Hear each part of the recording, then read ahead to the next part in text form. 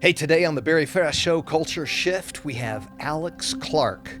She's the host of Poplitics, a wonderful, fantastic person. You're going to enjoy this interview. Welcome to Culture Shift, the Barry Ferris Show. We are living in an American culture that has shifted from tolerant to cancel culture, from decent to rude, from optimistic to cynical, and from relatively safe to increasingly violent. But it's not too late.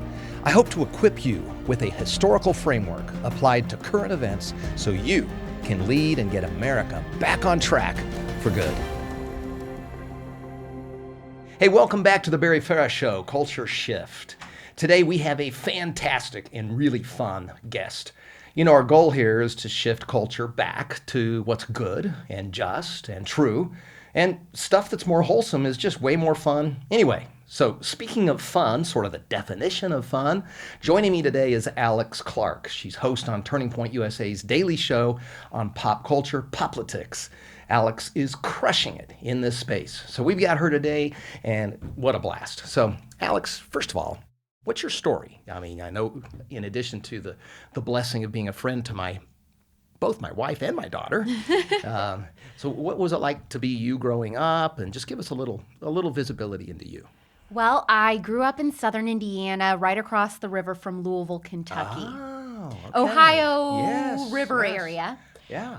And I was very involved in high school in radio and TV. Okay. Those were the electives that I chose to pursue. And radio was always super fun for me, but I didn't think of it as being necessarily a career choice. Okay.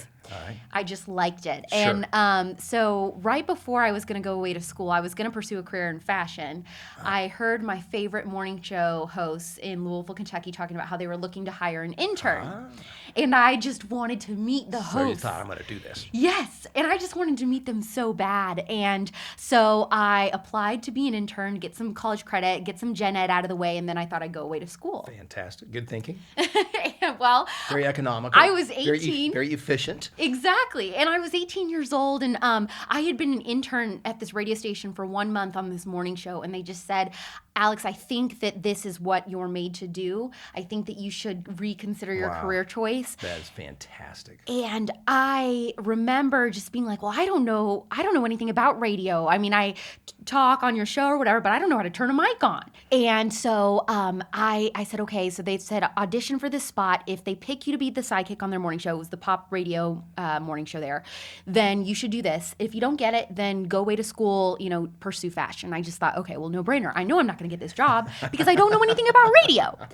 And I applied or auditioned for a few weeks, and they ended up choosing me. And long story short, that's awesome. That I was 18 years old. That was the beginning of a 7-year career in radio, in pop radio. And I was hosting morning shows. I went on a dating show. Wow. And the whole shtick of me being on this dating show on Fox was that I was the conservative. And they just, I think they thought that I was going to be the villain. Right. And everyone ended up really loving me. So I think that was funny. And then they had to change the producers had to change their game there. But that was my first taste of, okay, I have this platform. I love radio. I love media. And I also am really enjoying this new spotlight of having more attention on the fact that I'm conservative. Now, that was my next question. How did you become a conservative? Or were you always kind of a conservative? I was always kind of conservative. Okay. The house I grew up in was a conservative Christian home. Politics was really common for us to discuss politics, watch news together. I grew up listening to Rush, the Great, who we just lost. I know. Great grew guy. up listening to Dennis Prager, Laura Ingraham, her show. So you were really educated and sort of built up and trained on freedom principle ideas. And you came from a part of the country which is a little bit more leaning toward freedom ideas anyway, right? Right. So did you have in your school age days, did you have any persecution for that, or were you pretty much supported? I just didn't talk about it that much. When we had to discuss politics in class and stuff, it was obvious when I would give my viewpoint that I was more right-leaning. Sure. But it just wasn't the same political culture as it is now. Okay. I mean, I graduated in 2011, so it doesn't even seem like that long ago, but there's still a huge difference in how kids are treated now, I feel like, on campus. Then just a little bit ago. Yes. And so True. it just wasn't that controversial, I feel like, to be a conservative. It was to a certain extent, but it wasn't that big of a deal. So then how'd you get into Poplitics? What was the idea behind that, and how did you get thrust into that role? After I went on the dating show, I knew that going forward in my radio career, I wanted to be even more open about my views. So I started to do that because the dating show encouraged me. And I started... That's cool. Yeah, and I started feeling a lot of pushback behind the scenes from my managers for what I was sharing on the air, and I felt like there was a huge double standard between how I was being treated and how my co-hosts were being treated that were on the left. Yep. And they were telling me, we're not supposed to get political, we're not supposed to talk religion, but they wouldn't tell my co-host that was like a pink hat wearing feminist.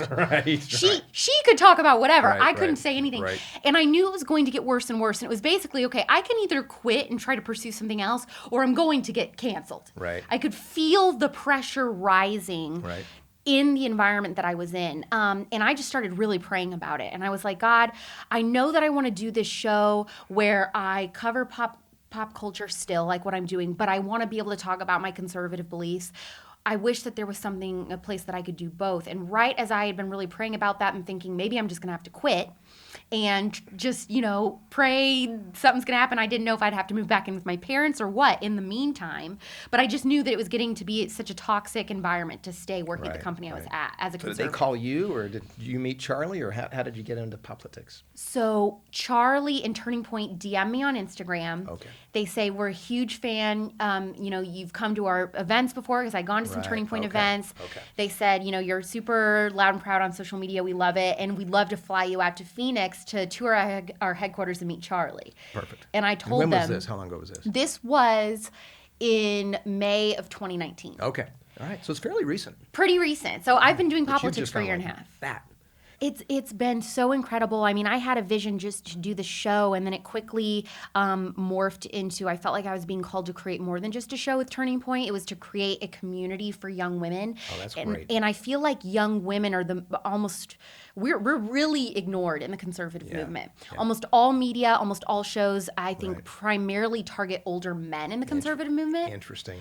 And I just, because I thought of myself as a listener and as a consumer and a young girl in the conservative movement, I thought, who do I have that I feel like is my friend? That's another girl. So is that your demographic, 15 to 25-year-old young women? Yes, it is. And we are a 75% female audience. I love it. That is fantastic. So what are some of the things they say to you about, hey, this is my home, thank you for building this community? What are the types of feedback you get?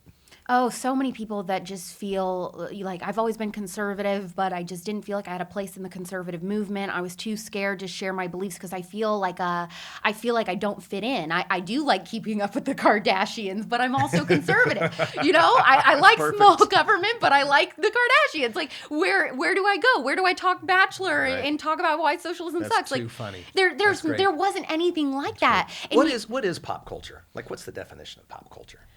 I mean, I would say pop culture is, entertainment. It's what we watch. It's what we listen to. It's what's trending. It's the entertaining things that we consume, and everything that we see on social media now too. All of that is pop culture. Is there kind of an age limit for pop culture? Like when it becomes unpop?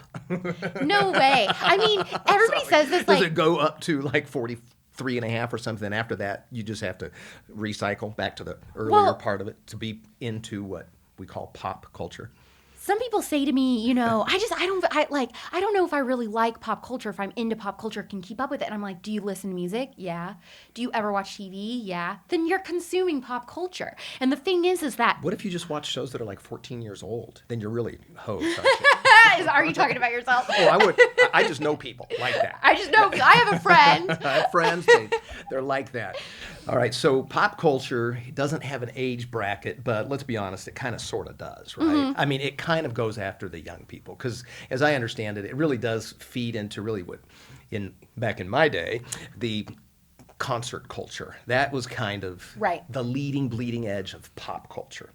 So for you, you're still very young, and at some point, you're going to be past whatever that age is. So how do you keep pop culture interesting and fun and exciting as you move past that bracket of what people consider to be pop culture and kind of cool. What is kind of your strategy to stay in touch with whatever pop culture happens to be now? Because it's obviously changing a lot. Absolutely. I think about this all the time. And, you know, part of this is you do worry about, like, am I going to age out and not become relatable?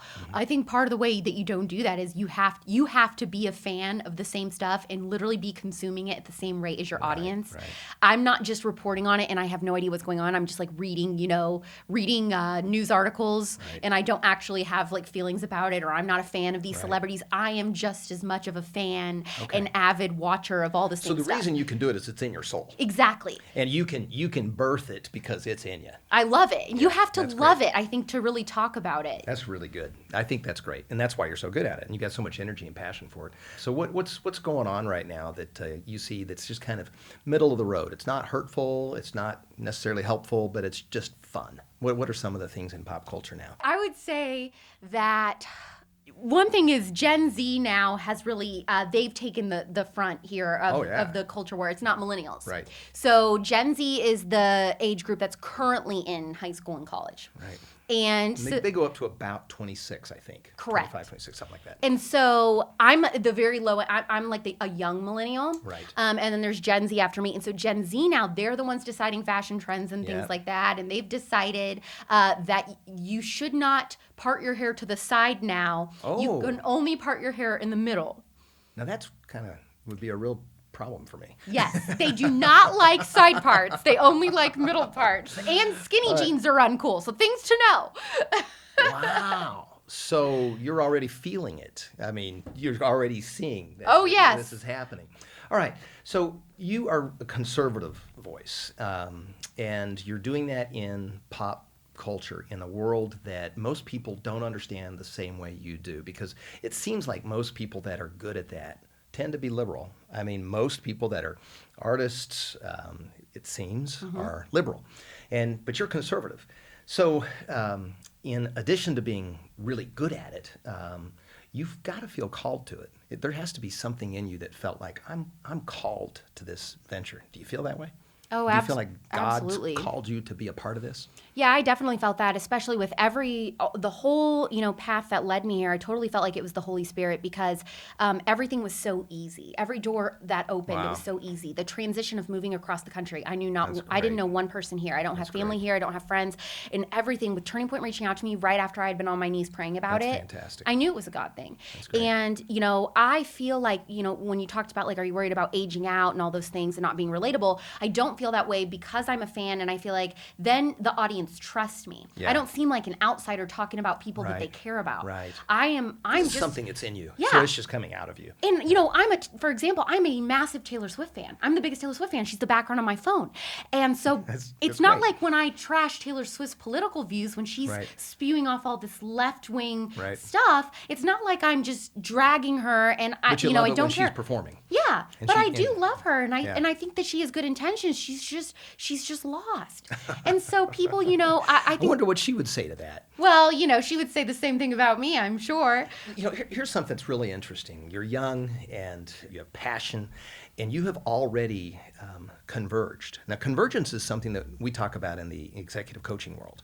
And so if I don't do it anymore, but if I'm coaching a young executive, and let's say his peak could be a CFO, and right now he's a financial controller. He loves numbers and finance and all that stuff, and I can coach him to where his talents can merge with the ideal job. Maybe he doesn't like some of the things about this job and this job, but once he gets to CFO, he loves it. Now he's converged. So most people hit convergence well into their late 40s or 50s, and some people never hit it, ever. You've hit convergence, what we call convergence, at 28. Oh, I my mean, goodness. this is exciting. I mean, well, even younger. You were 27 when you came on board. That's just really exciting. And so you found a way for what you're really good at to connect to what is in high demand. How does that feel? Well, when you put it that way, I feel very overwhelmed. I have nothing to attribute it to except for God. And if you would have told 18-year-old Radio Alex that eventually she would be working in politics, Right. I would have absolutely laughed. Would you? You know what I mean? I would never. You wouldn't thought it was doable because you were starting to think conservative already. Well, I was conservative, but I just, in my mind then, I didn't understand how vast the conservative movement was. Okay. I thought, if you're in politics, then you're running for office or working on a campaign. Right. No, I I didn't can see know that there was so much to do in the conservative movement. Right. And, conservative media, besides talk radio, just wasn't really a thing then. Right. You didn't have all these social media stars that were conservative. So That's I didn't true. know. It was just so otherworldly to me, to imagine myself doing this. Imagine a show that is pop culture in the conservative movement. And my show's the first of its kind. It's never existed. So I amazing. definitely would have not There's really have guessed. nothing else like your show out there, is there? No, it's the very first of its kind. There's nothing else. But I hope, and people ask me this all the time, would I be offended if someone tried to copy me or do a show like Poplitics? And I always say no. It'd be kind of hard to do. But I want there to be. You're a unique one. Yeah. And that's good. But I want there to be a lot of people in pop culture that are conservative, making content, making movies. A contribution. Absolutely. So what obstacles did you have? It seems like you didn't have hardly any, but what obstacles have you had? I would say one, especially since starting the show, actually it hasn't been the left that has been hard on me. It's been the right. It's been establishment conservatives. They can't handle the pop. They just they don't understand how it's helping some of them, and so. But when I can't understand how they wouldn't. Right, and that's how I feel. But I think makes no sense to me. I think on the surface, this is why my show does a great job of reaching young people that would be apolitical or more liberal, is because it looks very inviting. And it's a pop culture show primarily that just happens to have a conservative host. It's totally inviting, and it brings anyone in. So I got a question for you. When I look out, I see students that have reason to be afraid. I can't believe what they go through now. I interviewed some folks at the Turning Point conference in Florida, but I couldn't believe how almost all of them had an answer to the question, have you ever been persecuted for your faith? And they almost all said yes. Yep. It's all over the country. Yep. So do you see kids as primarily feeling optimistic or afraid or... I think everyone is really scared of, am I going to get a job? Wow. If I do get a job, how long will I have it before I'm canceled when they find out who I voted for, that I'm, I have a concealed carry license or anything. I think that is the scary thing, but I think that the good thing that will come out of this is I think we're going to see a lot of young entrepreneurs starting now conservative businesses, so that we're working for each other. You can certainly get a job at Hobby Lobby. Yeah, that's true. And Chick-fil-A, right? Those are our two safe places. And Turning Point USA.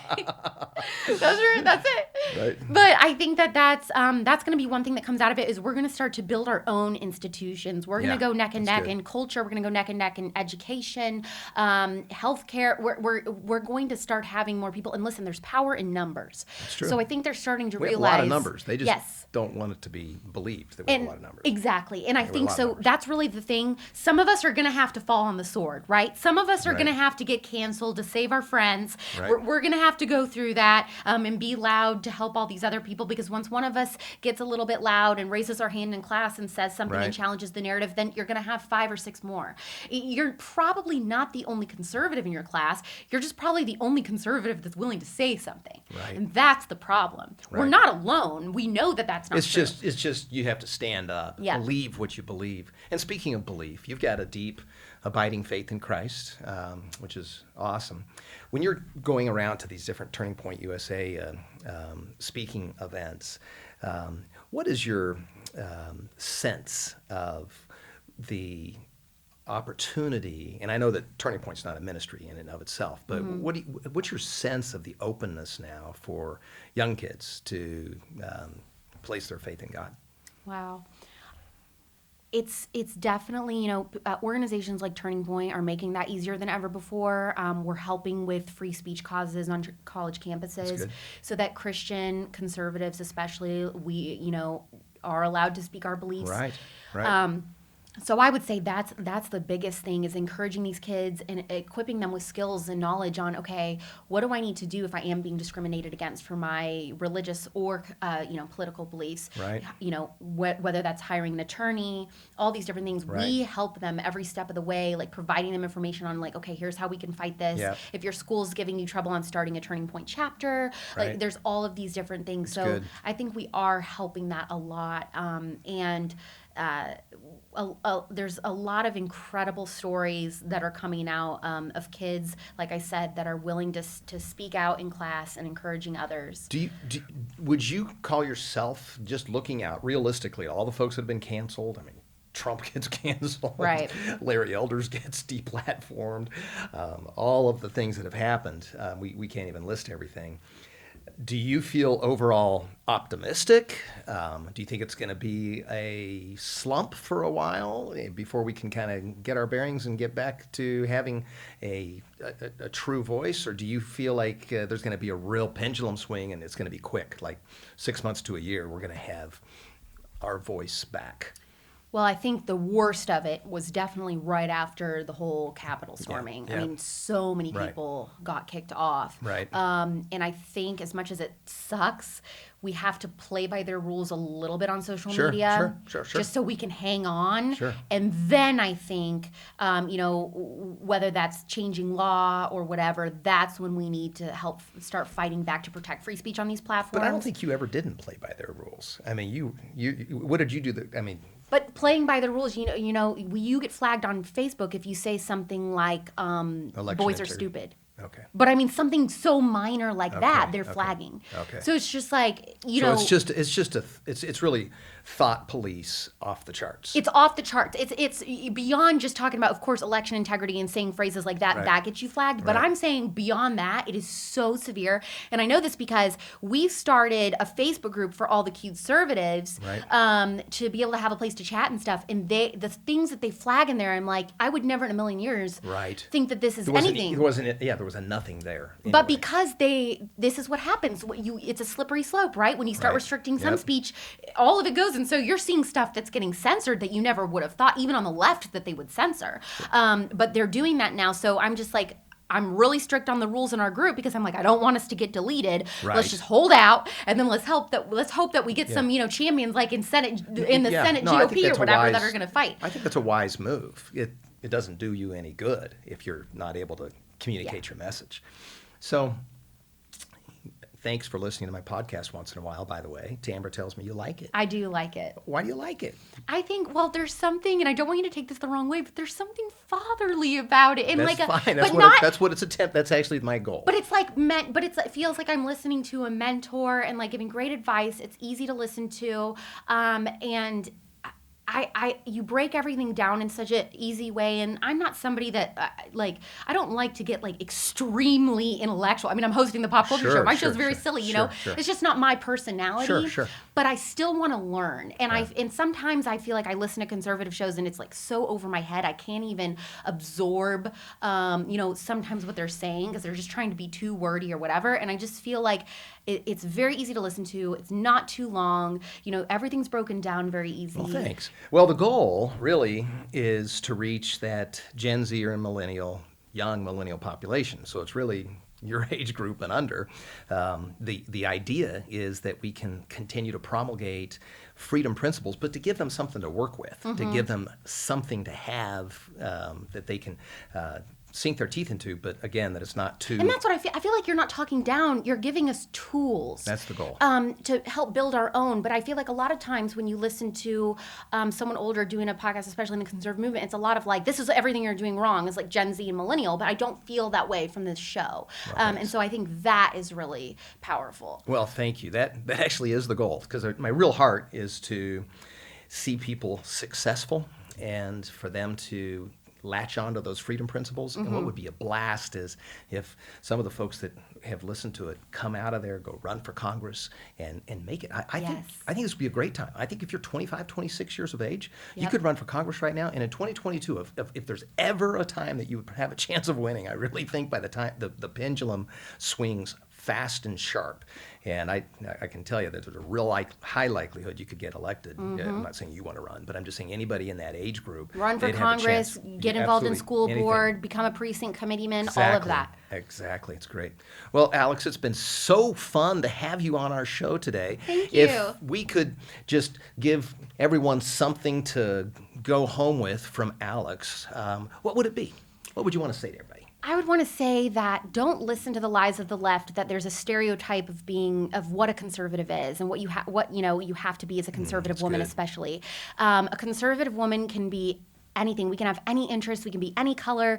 We can be anything that we want to be. And those stereotypes are harmful and they don't help. And, this is the thing. This is how we change the culture. We show them that we're not some scary monster that, like, you've never seen before. Like, we are the same. We like the same things. We're cool. We go to the same concerts. Cool. We do all the same things. Hip. we're not this scary. Like, a Right. conservative is not as scary as you think. Right. And we just need to normalize conservatism as much as possible, and I hope that Poplitics is doing that. Oh, that's awesome. That's so great. Everybody, Alex Clark, host of Turning Point USA's Poplitics. Catch Alex and Poplitics on Instagram, YouTube, and your favorite podcast host. Thanks for being with us, and God bless you. Hi, I'm David Farah. Thank you for listening to my dad's podcast, The Barry Farah Show, Culture Shift. Click subscribe now to be sure you don't miss an episode. Share this podcast with your friends on social media and give The Barry Farah Show your 5-star rating. Check out today's show notes below this episode and at thebarryfarahshow.com. This podcast is also available in video format at The Barry Farah Show on YouTube. See you next time.